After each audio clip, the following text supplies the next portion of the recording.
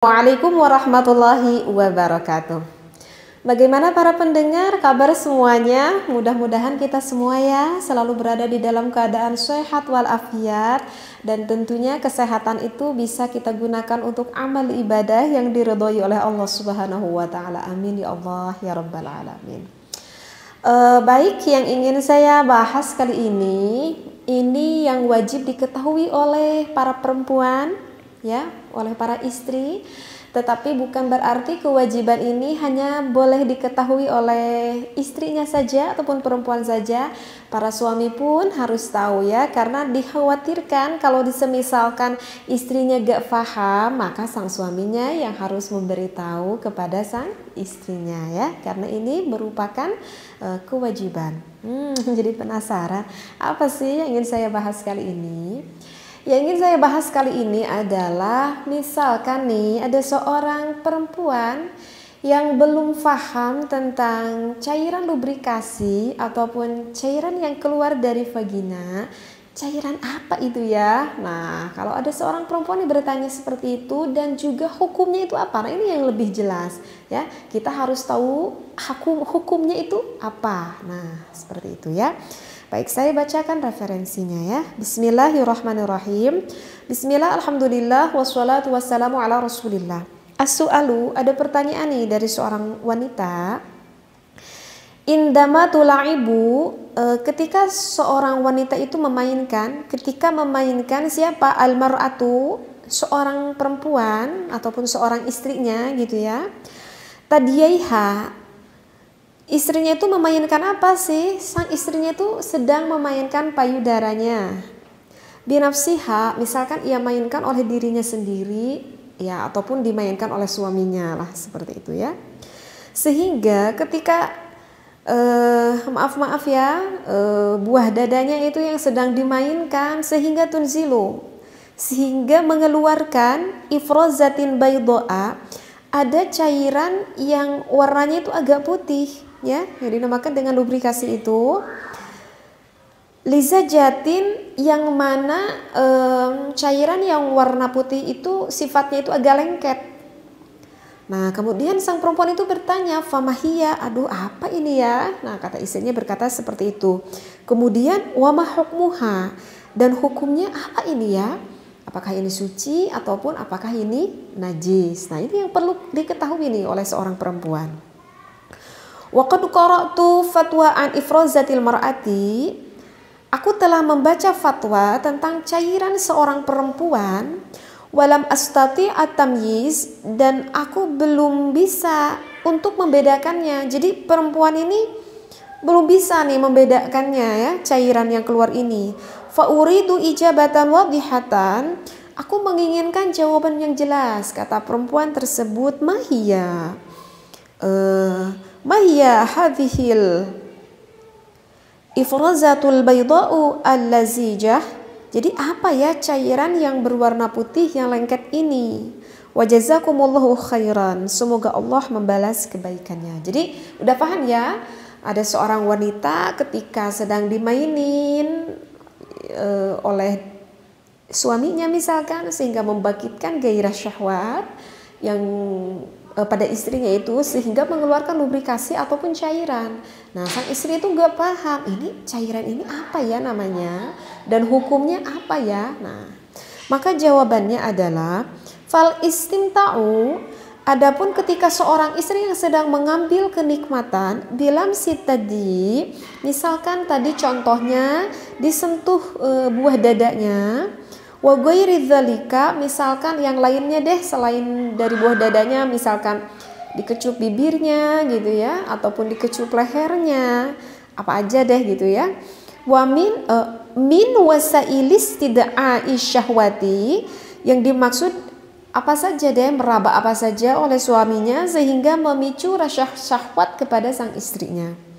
Wa amma hadhil madatul bayda al-madhkurah, adapun cairan ini warnanya yang berwarna putih yang dijelaskan tadi, al-madhkurah yang dijelaskan tadi, jadi yang berwarna putih ini ya, sebetulnya sih bukan berarti putih-putih kayak kapur gitu ya, tetapi agak cenderung ke bening. Maksudnya putih di sini ya, kan abyad itu putih, tetapi maksudnya abyad putih di sini itu adalah yang bening maksudnya ya. Tetapi agak sedikit lebih ke putih, tetapi bening deh seperti itu. Fal mutabadiru annahal madhi. Nah, kata ulama, maka cairan itu bahwasanya yang terbersit itu yang dinamakan dengan air madhi. Bukan mani ya, tetapi apa? Al-madhiyu madhi. Wahwa, dan air madhi ini mujibun lil wudu'i, yang mewajibkan untuk melakukan wudu. Wa tathiru ma asobahu minal badani, dan juga harus mensucikan tubuhnya, badannya itu, wasaubi, dan juga pakaiannya itu. Nanti saya jelaskan ya. Saya baca dulu nih referensinya biar nanti paham deh ngejelasinnya. Qala Nawawi rahimahullah, berkata Imam Nawawi rahimahullah fi syarhi al-mubarak ala sahihi Muslim, atas syarahnya dari hadisnya Imam Muslim, wa amma maniyul mar'ati, adapun maninya seorang perempuan. Nah, kalau sekarang ini mani ya, kalau yang barusan itu madhi, yang sekarang ini mani. Sedangkan yang dinamakan mani fahuwa, adapun yang dinamakan mani itu cirinya itu asfaru, warnanya itu agak kekuning-kuningan, tetapi kuningnya itu rokikun, tipis gitu ya. Waqad yabiyadu, tapi terkadang ada juga yang cenderung ke bening ataupun ke agak putih. Lifadli quwwatiha, karena lebih kuatnya air mani ini. Walahu khasiyatani, dan mani seorang perempuan ini mempunyai dua kekhususan. Yu'rafu biwahidatin, yang kedua yu'rafu biwahidatin minhuma, yang keduanya itu bisa dikenali dari kedua kekhususan ini. Apa kedua kekhususan itu? Ihdahuma, salah satunya yang pertama adalah anna raihatahu ka raihati maniyir rajuli, bahwasanya kalau kita dicium dari baunya itu mani seorang perempuan itu gak jauh beda kayak baunya mani seorang laki-laki. Dan bagaimana baunya nanti saya jelaskan. Wasaniyatu, dan yang keduanya at-taladzuzu, keluarnya itu ada rasa enak. Bi khurujihi, ketika keluarnya. Wa futuri quwwatiha, dan akan melemah nih kekuatan sang istri ataupun perempuan akibat khurujihi, akibat udah keluar maninya. Intaha, ini keterangannya udah selesai. Ini cirinya dari air mani ya. Sekarang tandanya ataupun cirinya dari air madhi.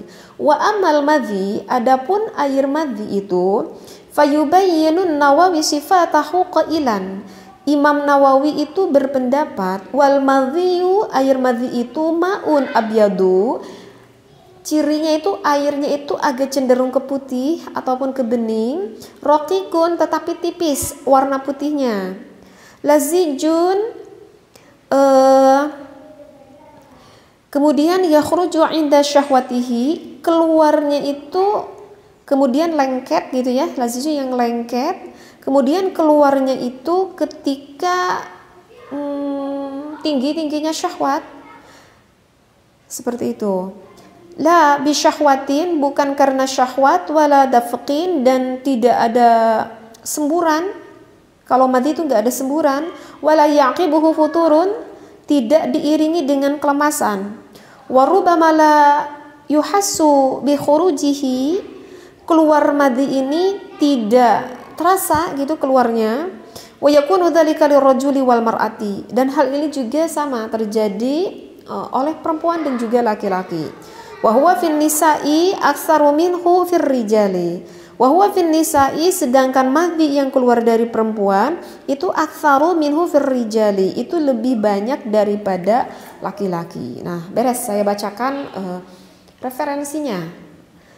Mau saya jelaskan sedikit ya. Takut apa yang sudah saya bacakan ini enggak terlalu memahami gitu ya, karena saya baca dengan arabiyahnya ya. Takut jadi enggak fokus nih pada apa yang saya baca. Jadi apa sih perbedaannya air madhi dan juga air mani nih bagi seorang perempuan? Jadi barusan dikatakan kalau air madhi itu warnanya itu adalah lebih cenderung ke putih tetapi tipis. Kalau air madhi artinya adalah bening, warnanya bening tetapi agak sedikit tipis-tipis agak putih. Berbeda dengan mani. Kalau mani itu keluarnya itu sama kok, ada dua warna. Terkadang bisa menemukan air mani pada seorang perempuan itu bening tapi lebih ke putih, jadi agak lebih banyak ke putih, dan juga ada bening tetapi agak yang cenderung ke warna kuning gitu ya.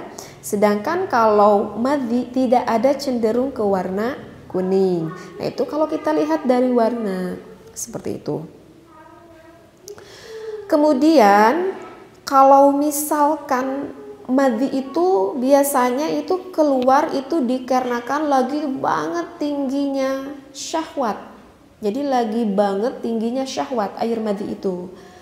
Sedangkan mani itu adalah ketika air itu keluar ketika mengeluarkan, yang lagi tadi puncak-puncak tingginya oleh perempuan tersebut karena udah orgasme, udah klimaks, akhirnya keluar. Nah itu yang dikatakan dengan air mani. Kalau madhi lagi tinggi-tingginya, nah kalau air mani itu adalah ketika mengeluarkan rasa syahwat yang lagi tingginya itu sampai klimaks, sampai orgasme. Seperti itu. Kemudian kalau baunya nih sekarang, kalau baunya mani seorang perempuan dan juga seorang laki-laki itu sama. Jadi baunya itu punya khas. Kalau dari kitab Safinah saya pernah baca itu kayak apa ya? Kayak adonan roti gitu, ataupun kayak telur putih gitu ya. Jadi apa ya? Kocok orang Sunda mah apa ya, hanyir gitu, agak ada hanyir. Saya nggak tahu bahasa Indonesianya hanyir apa ya, agak hanyir lah gitu. Nah kemudian kalau keluar madhi itu tidak terasa, baik sama laki-laki ataupun sama perempuan itu nggak terasa. Jadi tahu ujung-ujung ada gitu ya. Misalkan di pakaian kita ataupun di celana dalam kita tahu-tahu udah ada basah. Nah itu yang dikatakan madhi. Berbeda dengan keluarnya air mani. Kalau keluarnya air mani itu keluarnya itu akan terasa seperti itu. Lantas apa lagi ya? Kalau madhi perempuan dan laki-laki perbedaannya adalah biasanya kalau madhi laki-laki itu lebih sedikit, keluarnya lebih sedikit. Sedangkan kalau madhi perempuan itu keluarnya biasanya itu lebih banyak daripada laki-laki. Tetapi walaupun banyak bagi seorang perempuan, maaf ya, kalau di laki-laki kan itu akan tampak terlihat tuh madhinya. Tetapi kalau madhi di perempuan itu walaupun agak cenderung banyak tapi nggak akan terlihat. Karena ya karena di dalam kan yang perempuannya. Itu kenapa yang perempuan itu madhinya itu lebih banyak. Itu kan maksudnya adalah fungsinya justru agar lubrikasi itu agar nanti ketika sang suami mau memasukkan kepada sang istrinya, maka sang istrinya itu tidak terasa kesakitan karena udah ada basah, udah ada madhi itu, udah ada basah. Nah Allah ciptakannya seperti itu. Jadi kenapa air madhi itu lebih cenderung banyak daripada laki-laki, seperti itu. Kemudian apalagi ya yang barusan dibaca. Untuk ciri yang terakhir ini mungkin, kalau misalkan seorang perempuan udah ngeluarkan madhi, itu nggak akan terasa lemas. Jadi nggak akan terasa lemas gitu, udah keluar madhi itu. Masih justru udah keluar madhi itu justru akan semakin apa ya? Akan semakin motah gitu ya istrinya. Jadi akan semakin bergairah, akan semakin itu badannya gitu ya. Berbeda kalau misalkan udah keluar mani. Nah, kalau udah keluar mani justru itu anggota fisik kita itu akan melemah ya. Jadi lilis lah istilah nama gitu ya. Nah, itu adalah perbedaan dari mani dan juga madhi. Kemudian lantas kenapa sih kok kita tuh harus tahu perbedaan mani dan juga madhi? Kenapa kita harus tahu? Itu dikarenakan hukumnya itu berbeda, wahai para istri ataupun suami. Hukumnya beda itu maksudnya gimana? Karena kalau kita kan kebanyakan mayoritas di Indonesia itu kan bermadzhabnya bermadzhab Imam Syafi'i ya. Jadi saya menerangkan sesuai dengan mazhab Imam Syafi'i. Nah, kalau menurut mazhab Imam Syafi'i, air mani itu adalah hukumnya suci, ya. Air mani itu hukumnya suci beralasan karena nanti akan menjadi bukan asal manusia gitu ya. Sehingga berpendapat Imam Syafi'i bahwa air mani itu adalah suci. Nah, berarti kalau suci, andaikan air mani tersebut terkena nih ke badan kitanya gak najis, ya. Andaikan kalau misalkan terkena ke pakaian kita, gitu ya, misalkan ke celana dalam atau ke apalah gitu ke pakaian kita, maka pakaian itu gak najis, terkena air mani itu, dan tidak mewajibkan kita untuk wudhu ketika keluar air mani, tetapi justru mewajibkan kita harus mandi besar, ya. Kalau nggak mandi besar nanti kita terus membawa hadas. Nah, itu adalah air mani. Sebaliknya dengan air madhi, kalau air madhi itu hukumnya menurut mazhab Imam Asy-Syafi'i itu adalah najis, ya. Mau madhi sang istrinya ataupun madhi sang suaminya itu hukumnya najis. Artinya najis, jadi kalau misalkan kena ke pakaian kita, ya nanti pakaian kita tuh jadi najis, maaf ya. Misalkan nih, misal di celana dalam sang suami. Sang suami itu belum sempat nih ngebukain celana dalamnya. Kemudian keluar madhi, kena tuh ke celana dalamnya sang suami, gitu ya. Nah, maka celana dalam sang suami itu menjadi apa? Menjadi najis. Kemudian suaminya tuh lupa gitu ya. Ketika mau sholat, sang suami tuh pakai celana dalam yang itu lagi. Padahal udah terkena madhi. Maka nanti sholatnya itu nggak sah. Kenapa nggak sah? Ya karena sholatnya membawa najis di celana dalamnya yang ada madhi. Seperti itu ya. Jadi madhi itu najis. Nah, oleh karena itu harus dibersihkan badannya kalau terkena madhi. Harus dibersihkan pakaiannya kalau terkena madhi. Tetapi madhi ini tidak mewajibkan kita untuk mandi besar. Jadi gak perlu mandi besar kalau hanya baru keluar madhi saja. Ya. Jadi gak harus kita mandi besar gitu ya. Paham ya? Jadi ini hukum. Jadi kita harus tahu nih, karena itu nanti menjurunya ke ibadah. Maaf juga ya. Misalkan ada suami istri yang ketika melakukan berhubungan intim itu pengennya oral gitu ya. Misalkan istrinya gitu maaf yang menciumi yang milik suaminya. Nah, tetapi kelihatan ada madhinya gitu, ada madhinya misalkan. Nah, bagusnya itu jangan sampai terjilati oleh sang istrinya itu. Karena kalau misalkan terjilati nanti ada najis nih di mulut sang istrinya. Dan kalau misalkan tertelan ya gak boleh dong kita makan najis. Nah, oleh karena itu kalau misalkan maaf ya mau menjilati ataupun mau oral sang suaminya, bagusnya sang suami itu agak ke kamar mandi dulu, agak dibersihkan dulu gitu, sehingga ketika nanti gak keluar boleh dilakukan oleh sang istrinya. Agar apa? Agar najisnya itu gak tertelan oleh sang istrinya. Ataupun gimana, awalnya udah bersih, ketika saya sedang mengoral suami saya, misalkan kok keluar dengan sendirinya madhi tersebut sehingga ada di mulut saya. Nah, berarti itu gak sengaja kan? Nah, jika seperti itu, ketika kita udah beres nih mengulumnya, maka sang istrinya lekaslah gitu ke kamar mandi untuk membersihkan mulutnya. Jadi kumur-kumur lah, membersihkan mulutnya agar meyakinkan enggak termakan ya oleh sang istrinya.